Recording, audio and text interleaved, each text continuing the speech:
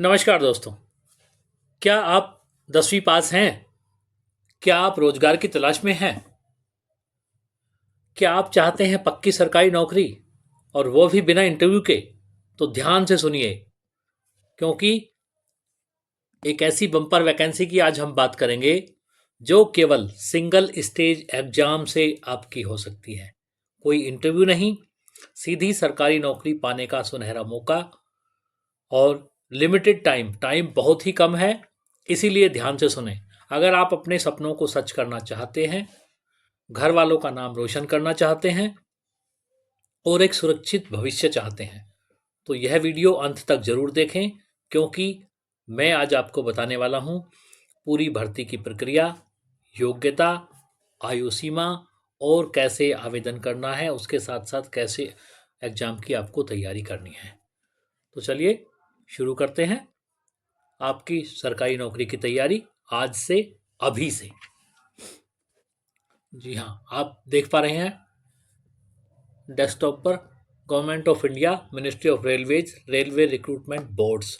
तो multiple boards ने ये वैकेंसी निकाली हैं। 22,000 से ज़्यादा पद हैं। जी हाँ, सही सुना आपने, 22,000 से ज़्यादा पद। Detailed centralised employment notification CEN number 9/2025 का ये नोटिफिकेशन है। कुछ इंपॉर्टेंट डेट्स देख लेते हैं हम इसकी। यस, तो नोटिफिकेशन काफ़ी पहले भी आ चुका था, इंडिकेटिव दिसंबर में ही, लेकिन जो ओपनिंग हुआ डेट वो ऑनलाइन सबमिशन का 31 जनवरी से, और कल लास्ट डेट है 2 मार्च। तो कल तक आपको ये आवेदन कंप्लीट करना है। उसके बाद last date of for application fee के लिए 2 दिन बाद तक है, यानी कि 4 मार्च तक है।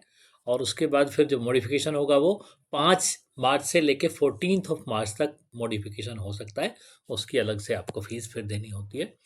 और फिर कुछ बाद में जिन बच्चों को स्क्राइब चाहिए होता है उनको 15 मार्च से 19 मार्च तक का टाइम है स्क्राइब के लिए रजिस्ट्रेशन करने का पोर्टल पे।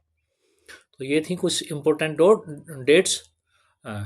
आगे देखेंगे वैकेंसीज हम डिटेल्स में, और उसके साथ साथ देखते हैं ये पे मैट्रिक जो है 7th पे के अनुसार लेवल 1 का जॉब है। इनिशियल पे जो 18,000 लिखा है, ये इनिशियल पे है, केवल बेसिक पे है, जो कि 2,000 ग्रेड पे भी है उसका, और उसका फिर आपको DA, तो ये पेमेंट इससे कहीं ज़्यादा होता है।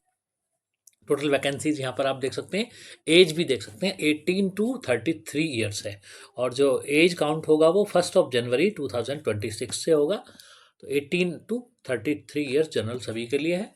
टोटल वैकेंसीज हैं 21,997। कुछ और इंस्ट्रक्शन देखते हैं जो ज़रूरी हैं, उन्हीं को हम देखेंगे।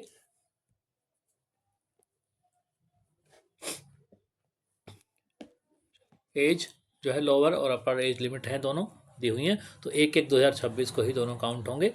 कैसे आपको आवेदन करना है? एक्टिव मोबाइल नंबर चाहिए, valid active personal email ID भी चाहिए आपको, उसके लिए करना होगा।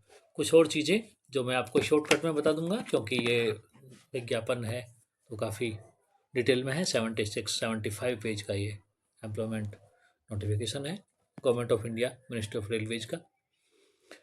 तो हम डेट्स देख चुके हैं उसका। 31 जनवरी से जो है उसका आवेदन शुरू हुआ था, और 2 मार्च तक, यानी कि कल तक ही केवल ये वैकेंसी का नोटिफिकेशन आपको मिलने वाला है। स्क्राइब का हमने दिया डेट आपको 15 से जो है 19 मार्च तक स्क्राइब के लिए आप अप्लाई कर सकते हैं। कुल वैकेंसियाँ 22,000 है। यहाँ पर जो दिया हुआ है वो 21,997 दिया है, 900। एज लिमिट 18 से 33 ईयर्स हम देख चुके। उसके अलावा बाकी जो है, बाकी रिजर्वेशन जो है आरक्षित श्रेणियों के लिए सरकारी नियमों के अनुसार आयु में छूट भी होगी। एजुकेशनल जो क्वालिफिकेशन है वो कोई एक योग्यता आपके पास होनी चाहिए। ध्यानपूर्वक सुनते रहेंगे, क्योंकि यहाँ पर भी आप वही चीज़ें दी हुई हैं। तो पूरा नोटिफिकेशन आपको एक तरह से गो थ्रो करके मैंने ये सारी चीज़ें बनाई हैं। कोई एक योग्यता मानी क्या होगा? या तो आपके पास 10th हो, 10वीं मैट्रिकुलेशन पास, या NCVT/SCVT से जो होता है ITI certificate, ITI NAC certificate होता है। कुछ पोस्ट पर ITI की प्राथमिकता भी होती है उसमें, तो ये भी हो सकता है। कोई सी एक आपके पास योग्यता होनी चाहिए।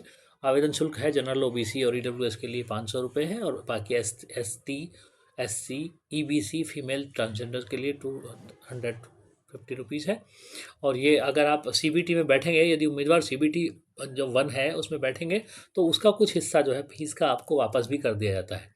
ये तभी फीस वापस होता है जब आपका जो अकाउंट नंबर है आपके आधार से कनेक्टेड हो, उसी से आपने जो है किया हो।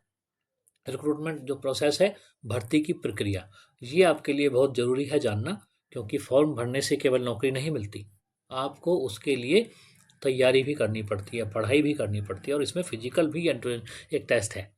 तो सबके बारे में हम जानेंगे। फिजिकल एफिशिएंसी टेस्ट क्या है, और कंप्यूटर बेस्ड जो एग्ज़ाम है उसमें क्या क्या पोर्शन आने वाले हैं, इसका हम लास्ट में डिटेल सिलेबस भी कवर करेंगे अभी। तो पहला होगा एक लिखित जो है कंप्यूटर बेस्ड टेस्ट होगा, CBT इसको कहते हैं।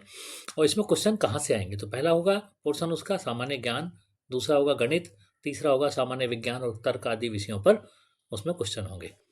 दूसरा होगा आपका physical efficiency test.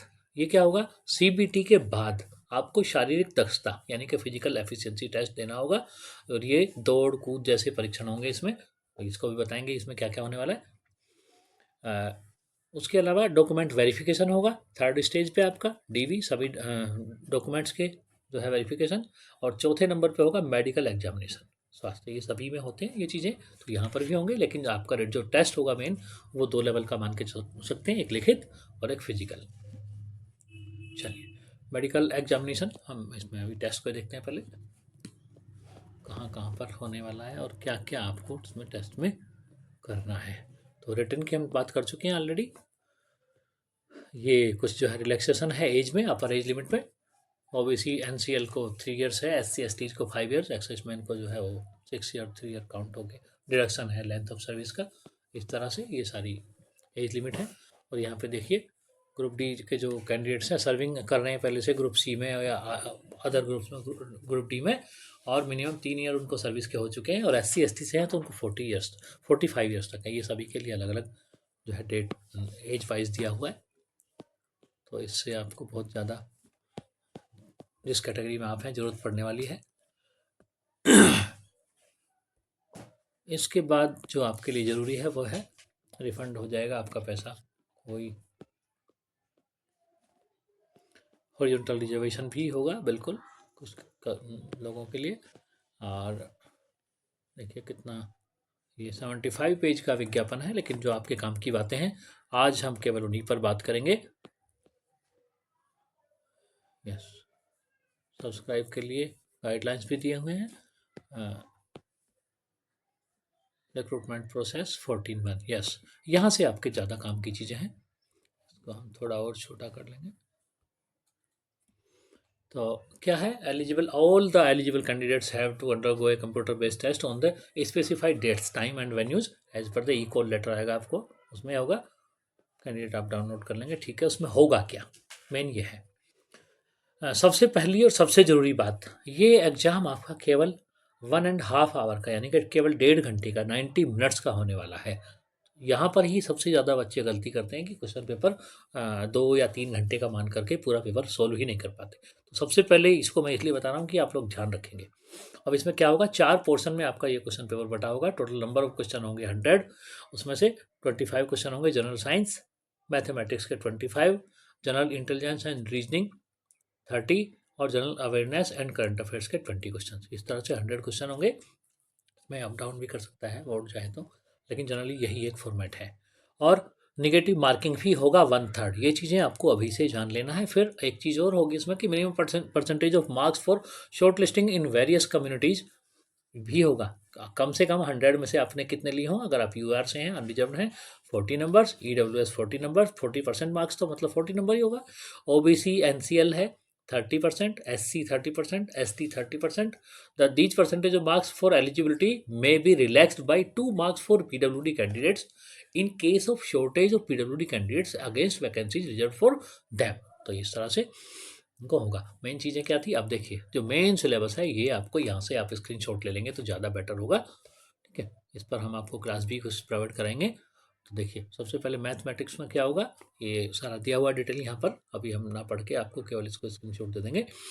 Number system, BODMAS, decimal, factors, fractions, LCM, HCF, ratio, proportion, ये सारे टॉपिक होंगे। जनरल इंटेलिजेंस रीजनिंग में होगा एनालॉजी, अल्फाबेटिकल, और जनरल साइंस में इसी तरह से होगा। सिलेबस अंडर दिस शेल क्या होगा उसमें, फिजिक्स, केमिस्ट्री, लाइफ साइंस, और कहाँ तक होगा, 10th स्टैंडर्ड का होगा। जनरल अवेयरनेस और करंट अफेयर्स में क्या होगा, science and technology, sports, currents, culture, personality, economics, politics and other subject of importance, तो ये जनरल अवेयरनेस में होंगे। फिजिकल एफिशिएंसी टेस्ट, दो चीज़ें यहाँ पर ही आपकी काम की हैं। तो इसमें क्या होगा, पहला मेल कैंडिडेट्स के लिए should be able to lift and carry 35 kg of weight for a distance of 100 metres. कितनी दूर तक ले जाना है, 100 मीटर तक आपको एक वेट लेके जाना है। 35 kg का एक जो बैग होगा, जिसको आप पिट्ठू बैग बोलते हैं, और कमर पे लटका सकते हैं उसको। और ये कितने टाइम में, 2 मिनट में आपको 100 मीटर्स पार करना होगा इन वन चांस, एक ही चांस मिलेगा आपको, without putting the weight down, और उस वेट को आपको रास्ते में नहीं रख देना कि 50 मीटर चल के आपने रख दिया। बिल्कुल, पहला दो चीज़ें हैं। दूसरा, should be able to run for a distance of 1000 metres, 1000 metre है, 1000 metre in 4 minutes and 15 seconds in one chance. एक ही बार में आपको सीधे दौड़ना है, 1 किलोमीटर की केवल दौड़ है, सबसे छोटी दौड़ है अगर भर्ती परीक्षाओं में बात करें तो। और टाइम भी अच्छा खासा, 4 मिनट, यानी कि 4.25 मिनट आप हिंदी में कह सकते हैं। 4 minutes and 15 seconds है, ये मेल कैंडिडेट्स के लिए हैं। दोनों चीज़ें ध्यान से फिर सुन लें। 35 kg वेट को ले जाना है 100 मीटर्स तक 2 मिनट में, और 1000 मीटर यानी कि 1000 मीटर यानी कि 1 किलोमीटर की दौड़ आपको लगानी है 4 मिनट 15 सेकंड में। वहीं पर हम बात करें फीमेल कैंडिडेट्स के लिए, तो यहाँ क्या होगा, should be able to lift and carry 20 kg of weight for a distance of 100 metres. यहाँ भी 100 मीटर तक ही जाना है, लेकिन वेट कम हो गया है, 20 kg है, और कितना टाइम उतना ही है, 2 मिनट्स में, in one chance putting without putting the weight down. यहाँ पर भी वही शर्त है कि आपको उस वजन को रास्ते में नहीं रखना है। एंड एक और दूसरी शर्त, should be able to run for a distance of 1000 metres in 5 minutes and 40 seconds। यहाँ पर टाइम देखिए काफ़ी ज़्यादा है, 5 मिनट 40 सेकंड के अंदर 1 किलोमीटर की दौड़ आपको पूरी करनी है एक ही बार में, इन वन चांस, दोनों में एक एक चांस दिया हुआ है। तो ये चीज़ आपके सबसे ज़्यादा काम की है, यहाँ पर रिटर्न की बात, यहाँ पर आपके जो है फिजिकल एफिशिएंसी टेस्ट की बात, पीईटी की, उसके बाद आपका डीवी होगा यानी कि डॉक्यूमेंट वेरिफिकेशन, और उसके बाद आपका एक जनरल मेडिकल होगा। ये सारी चीज़ें आपको यहाँ पर पूरी करनी है। अब हम देखते हैं कि आपको फिर नॉर्मलाइजेशन ऑफ मार्क्स भी होगा, कि आपको जो कई शिफ्ट में पेपर होता है तो मार्क्स का जो है नॉर्मलाइज मार्क्स किए जाते हैं। अकाउंट को करेंगे आप जो है, और उसी तरह से आपको अपना कैसे विज्ञान अप्लाई करना है, कुछ और जनरल गाइडलाइंस हैं और ऑनलाइन एप्लीकेशन के लिए, तो आप उसको इजीली कर सकते हैं। ऐसे ही मैं कॉमन बता देता हूँ आपको कि आपको क्या कैसे करना है आवेदन, हाउ टू अप्लाई। आरआरबी की ऑफिशियल वेबसाइट पर ही जाएंगे, जो है rrbapply.gov.in है। फिर से आप देख लें, rrbapply एक साथ लिखेंगे .gov.in। इसमें मिलेगा आपको न्यू रजिस्ट्रेशन, उस पर क्लिक करेंगे, सभी आवश्यक जो डिटेल्स आपको वहाँ पे मांगी जाएंगी उनको फिल करेंगे। आवश्यक जो अनिवार्य डॉक्यूमेंट मांगे जाएंगे, कुछ आपका आधार या जो भी कुछ है आपका 10th का सर्टिफिकेट, उसको अपलोड करेंगे, फ़ोटो और साइन अपना अपलोड करेंगे, और जो फीस है आपकी उसको पेमेंट करेंगे, और फॉर्म को सबमिट करके प्रिंट आप अपने पास रख लेंगे। और ध्यान रखेंगे उसमें आप अपनी डेट ऑफ बर्थ, बाकी सब एजुकेशनल जो इन्फॉर्मेशन है उसको सबको आप अच्छी तरह से डिटेल में पढ़ करके ध्यान से भरेंगे, गलती नहीं करेंगे, नहीं तो फिर उसके लिए बहुत कम टाइम मिलता है, बाद में करेक्शन के लिए मिलता है, लेकिन उसकी ज़रूरत ना पड़े। तो ये हमने देखा किस तरह से आपको अप्लाई करना है, क्या क्या आपके सब्जेक्ट होंगे, ये सारी चीज़ें आगे देखते हैं। कुछ और ज़रूरी चीज़ें होंगी तो फ्री ट्रेन पास भी होंगे, कुछ SC ST certificate for candidate requesting fee train travels अगर करते हैं तो एलिजिबल। स्क्राइब के लिए असिस्टेंट की बात यहाँ पर दी हुई है, तो उनके लिए रजिस्ट्रेशन कराना होगा आपको। डेट्स उसमें हमने पहले बता दी हैं आपको, 15 मार्च से 19 तक है। और मॉडिफिकेशन भी जो होगा तो ये दिया हुआ डेट उसमें, इनवैलिड एप्लीकेशन होगा तो रिजेक्ट हो जाएगा आपका। और एक और बात ध्यान रखेंगे कि केवल आपको एक जोन से एक ही आवेदन भरना है, दो नहीं, ये नहीं तो आपके सारे आवेदन रिजेक्ट हो सकते हैं। और डॉक्यूमेंट का वेरिफिकेशन, अनफेयर प्रैक्टिस नहीं करनी है बिल्कुल। ये आपके सेंटर्स दिए हुए हैं RRB इंडिकेटिव, तो आपको जो जिस भी उससे आप आते हैं अपना रीजन अप्लाई करें, या जिसमें भी आप चाहते हैं अप्लाई करना उसमें कर सकते हैं। कुछ फॉर्मेट्स दिए हुए हैं यहाँ पर। कास्ट सर्टिफिकेट का इस तरह से होगा, ओबीसी एनसीएल का ये सर्टिफिकेट होगा, ये आप डाउनलोड कर सकते हैं यहाँ से और इसमें बन भी सकता है। सेल्फ डिक्लेरेशन होगा ओबीसी एनसीएल के लिए। इसके अलावा ये सारे डॉक्यूमेंट के फॉर्मेट हैं जिसकी वह आपको ज़रूरत होगी, वहाँ से आरआरबी की ऑफिशियल वेबसाइट से आप ले सकते हैं। डिसेबिलिटी सर्टिफिकेट का फॉर्मेट है। चलिए इन फॉर्मेट्स को उससे आगे निकलते हैं। ये कुछ वैकेंसीज यहाँ पर जो है दिए हुए हैं, क्या क्या है उसमें पैरामीटर्स हैं। ये तो आपके डिसेबल्ड के लिए सिग्नेचर, ये सब चीज़ें दी हुई हैं। और यहाँ पर ये जोन वाइज क्या है वैकेंसी दी हुई है, railway wise post wise vacancy for all the notified post. इस तरह से यहाँ वैकेंसी आप देख सकते हैं, पोस्ट वाइज है। यस, ये भी पोस्ट वाइज है। तो सबसे आप देख पा रहे हैं कि यहाँ ट्रैक मेंटेनर की इस विज्ञापन में सबसे ज़्यादा वैकेंसी, टोटल 600 वैकेंसीज हैं। इसी तरह से पोस्टमैन बी में है फॉर 200 वैकेंसीज हैं। सबसे ज़्यादा की अगर हम बात करें तो यहाँ पर इसमें ट्रैक मेंटेनर 4 करके हैं, यहाँ पर 1599 वैकेंसीज हैं। बहुत सारी वैकेंसी, तो सभी में आप कुछ भी अप्लाई कर सकते हैं बाद में। ये बात की चीज़ें हैं, आपको क्या मिलता है। ये पोस्ट वाइज वैकेंसीज थी सभी की।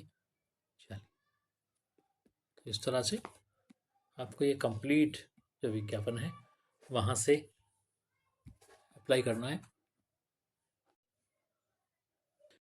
एक बार और फिर से मैं आपको ध्यान दिला दूं कि आप केवल किसी एक ही आरआरबी से अप्लाई कीजिए, नहीं तो आपका फॉर्म निरस्त हो सकता है। और याद रखिए, सरकारी नौकरी किस्मत से नहीं मेहनत से मिलती है। आप 10वीं पास हैं तो कम नहीं हैं, आपके सपने भी उतने ही बड़े हैं जितनी आपकी मेहनत। आज तैयारी शुरू कीजिए, कल चयन सूची में आपका नाम होगा। डर को डराइए, मेहनत को अपनाइए, सफलता खुद आपके कदम चूमेगी। अंत में बस इतना याद रखिए, आपकी मेहनत, आपकी लगन और आपका विश्वास ही आपको सरकारी नौकरी तक पहुंचाएगा। मिलते हैं अगले वीडियो में, तब तक पढ़ते रहिए, बढ़ते रहिए और जीतते रहिए। जय हिंद, जय भारत।